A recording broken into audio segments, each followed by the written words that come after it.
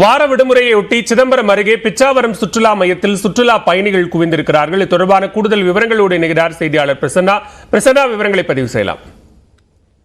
பாலவேல் சிதம்பரம் அருகே உள்ள பிச்சாவரம் சுற்றுலா மையத்துல வார விடுமுறையொட்டி படகு சவாரி செய்வதற்கு சுற்றுலா பயணிகள் அதிக அளவு குவிந்திருக்காங்க. படகு சவாரி செய்யும் நேரத்தை நீட்டிக்க வேண்டும் என்று கோரிக்கையும் தற்போது விடுத்திருக்காங்க. அது சிதம்பரம் அருகே பிச்சாவரம் சுற்றுலா மையம் அமைந்திருக்கு. ஆசிய கண்டத்திலேயே இரண்டாவது மிகப்பெரிய இடம்பெற்றுள்ள சுற்றுலா மையம் மலையத்தி காடுகள் நிறைந்து காணப்படுகிறது. இங்கு வார விடுமுறை நாட்கள்ல அதிக அளவு சுற்றுலா பயணிகள் வருகை தருவது வழக்கம். இந்நிலையில் பள்ளி கல்லூரிகள் தொடர் விடுமுறை காரணமாக இன்று வார விடுமுறை என்பதால் பல்வேறு வட மாநிலங்களிலும் மற்றும் தமிழகத்தில் உள்ள பல மாவட்டங்களிலிருந்தும் ஏராளமான சுற்றுலா பயணிகள் இன்னைக்கு அதிக அளவு வருகை புரிந்திருக்காங்க. இங்கு வரும் சுற்றுலா பயணிகள் அலையத்தி காடுகள் படகு சவாரி செய்து நீண்ட நேரம் காத்திருந்து அதற்கான டோக்கன்லையும் வாங்கி படகு சவாரி செய்தும் வந்துட்டு இருக்காங்க. இன்று அதிக அளவு மதியம் 2 மணிக்கு முதலே தொகுப்பு படகுகள் மற்றும் மோட்டார் படகுகள் சவாரி செய்வதற்கான முன்பதிவு நிறைவு பெற்றுள்ளது. இதனால் சுற்றுலா பயணிகள் வரும் சுற்றுலா பயணிகள் படகு சவாரி செய்ய முடியாமல் காத்திருப்பு நிலையும் ஏற்பட்டிருக்கு. சுற்றுலாத்துறை அனுமதித்துள்ள 250 கிலோமீட்டருக்கு மேல் சுற்றுலா பயணிகள் வருகை புரிந்துள்ள தற்போது படகு கட்டுப்பாடும் ஏற்பட்டிருக்கு. தொடர்ந்து படகு சவாரி செய்யும் நேரத்தையும் நீட்டிக்க வேண்டும் எனவும் படகுகளின் எண்ணிக்கையும் அதிகரிக்க வேண்டும் எனவும் தற்போது சுற்றுலா பயணிகள் கோரிக்கை விடுத்திருக்காங்க. நன்றி பிரசன்னா, விரிவான விவரங்களை பதிவு செய்தமைக்கு.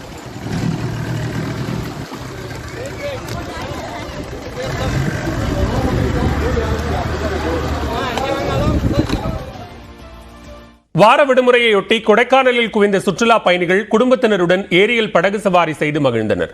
திண்டுக்கல் மாவட்டம் கொடைக்கானலில் விடுமுறை நாட்களில் சுற்றுலா பயணிகளின் வருகை அதிகரித்து காணப்படுவது வழக்கம். இந்நிலையில் வார விடுமுறையொட்டி தமிழ்நாடு மட்டுமின்றி ஆந்திரா, கர்நாடகா, கேரளா உள்ளிட்ட வெளிமாநில சுற்றுலா பயணிகளும் கொடைக்கானலில் குவிந்துள்ளனர். இதனால் அப்சர்வேட்டரி, ஏரிச்சாலை, மூஞ்சிக்கல், கல்லறைமேடு உள்ளிட்ட பிரதான சாலைகளில் சுமார் 3 கிலோமீட்டர் தூரத்திற்கு வாகனங்கள் நின்றன. கொடைக்கானலில் காலை முதலே மிதமான வெப்பத்துடன் குளுமையான காலநிலை நிலவுகிறது. இந்த சீதோஷ்ண சூழலை சுற்றுலா பயணிகள் அனுபவித்து வருகின்றனர். மேலும் வெள்ளி நீர்வீழ்ச்சி அருவியை கண்டு ரசித்ததுடன் செல்ஃபி எடுத்தும் மகிழ்ச்சி அடைந்தனர். இதனைத் தொடர்ந்து நட்சத்திர ஏரியில் குடும்பத்தினருடன் படகு சவாரி செய்தும் சுற்றுலா பயணிகள் உற்சாகமடைந்தனர்.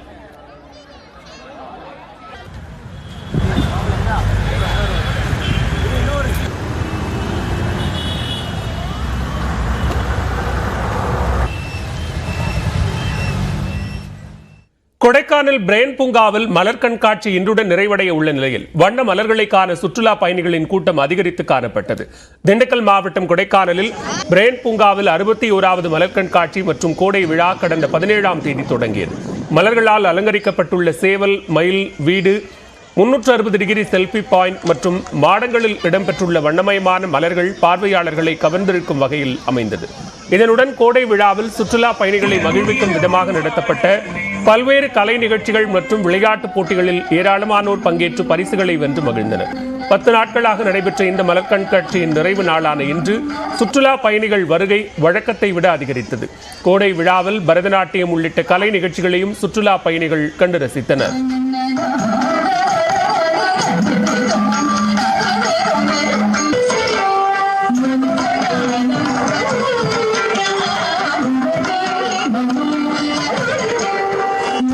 ரொம்ப நல்ல கிளைமேட்டு, மழை வருமோன்னு பயந்துட்டு இருந்தோம். பட் ரொம்பவே நல்ல சூப்பரான ஒரு கிளைமேட்டா இருக்கு. இன்னைக்கு லாஸ்ட் டே ஆஃப் ஃப்ளவர் ஷோன்றனால மஸ்ட் வரலான்னு மார்னிங்கே வந்துட்டோம். நிறைய different types of flowers, fruits, நிறைய பார்த்ததே இல்லாத ஃப்ரூட்ஸ் எல்லாம் பார்த்தோம். நிறைய ஃப்ளவர்ஸ், அதுலேயே அந்த டிஃப்ரெண்ட் கலர்ஸ் எல்லாம் பார்க்கும்போது உண்மையிலேயே ரொம்ப பயங்கர ஹாப்பியா இருந்தது. என்னோட குட்டீஸ்லாம் நல்ல பயங்கர என்ஜாய்மெண்ட் தான். மேலும் கண்காட்சியை சிறப்பாக நடத்திய அனைத்து துறை அதிகாரிகளுக்கும் சுற்றுலாத்துறை சார்பாக கேடயம் வழங்கி கௌரவிக்கப்பட்டது.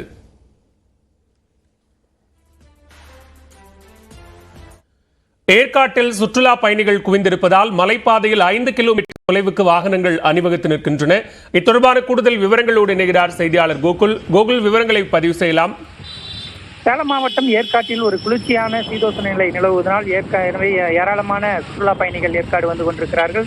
கடந்த 5 நாட்களாக கோடை விழா மற்றும் மலர் கண்காட்சி நடைபெற்று வருவதனால் சுற்றுலா பயணிகளின் எண்ணிக்கை அதிகரித்து காணப்பட்டது. இந்த நிலையில் இன்று ஞாயிறு விடுமுறை தினம் என்பதனால் இன்னும் அதிக அளவில் பொதுமக்கள் மற்றும் சுற்றுலா பயணிகள் ஏற்காட்டில் குவிந்திருக்கிறார்கள்.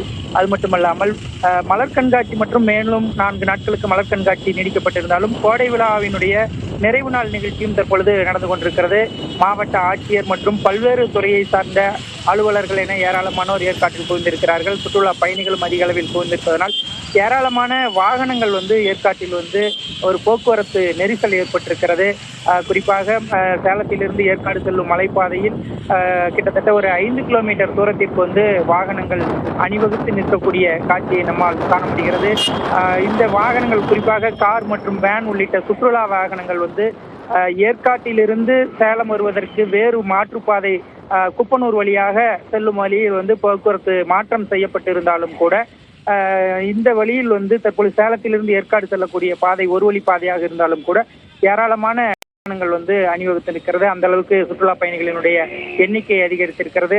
100க்கும் மேற்பட்ட போலீசார் இந்த போக்குவரத்து நெரிசலை சீர் செய்யும் பணியில் ஈடுபட்டிருக்கிறார்கள். பாலுவில் நன்றி கோகுல், விரிவான விவரங்களுக்கு.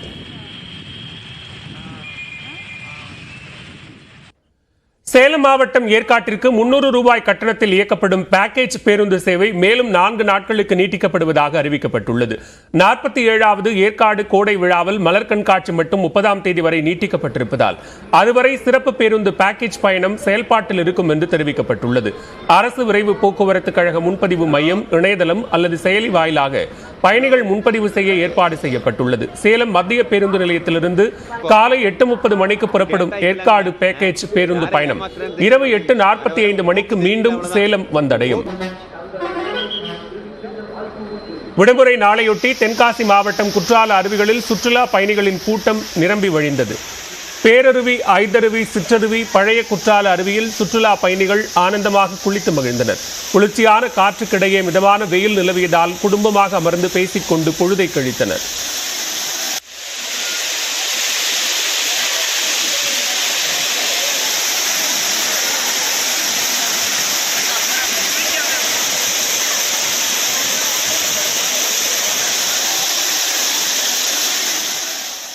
இந்நிலையில் பழைய குற்றால அருவிக்கு சுமார் 1 கிலோமீட்டருக்கு நடந்து செல்ல வேண்டி இருப்பதால் சுற்றுலா பயணிகள் சிரமத்திற்கு ஆளாகியுள்ளனர். அருவி பகுதியிலிருந்து 1 கிலோமீட்டர் தூரத்திற்கு முன்பே சுற்றுலா பயணிகளின் வாகனங்களை போலீசார் தடுத்து நிறுத்துகின்றனர். அங்கிருந்து வனப்பகுதிக்குள் 1 கிலோமீட்டர் நடந்து செல்ல வேண்டும் என்பதால் குழந்தைகள், முதியவர்களோடு வந்தவர்கள் அவதி அடைகின்றனர். இதனை மாற்ற வேண்டும் என்று பொதுமக்கள் கோரிக்கை விடுத்துள்ளனர். இன்றைக்கி இங்கே வரலான்ட்டுன்னு ஒரு ஆட்டோவில் தான் வந்தால் அங்கே 1 கிலோமீட்டர் தாண்டியே எங்களை நிற்க வச்சுட்டாங்க. போலீஸ் அலோவ் பண்ண மாட்டேங்கிறாங்க. ஸோ பசங்களெல்லாம் கூப்பிட்டு அவ்வளோ தூரம் நடந்து வந்ததே ரொம்ப கஷ்டமாக இருந்துச்சு. எங்களுக்கு அட்லீஸ்ட் இங்கே ட்ராப் அவர் லோக்கல் ஆட்டோக்கார் தான் ரெக்வஸ்ட் பண்ணார், நாங்கள் போய் விட்டுட்டு வந்துடுறேன் அப்படி சொல்லிட்டு. அது கூட அலோவ் பண்ணல. ஸோ ரொம்ப தூரம் நடந்து வந்தது ரொம்ப கஷ்டமாக இருக்குது எங்களுக்கு. இங்கே அந்த மாதிரி ட்ராப் பாயிண்ட்டை அட்லீஸ்ட் ட்ராப் பண்ணிட்டு போகிறதுக்கு அலோவ் பண்ணியிருந்தாங்கன்னா நல்லா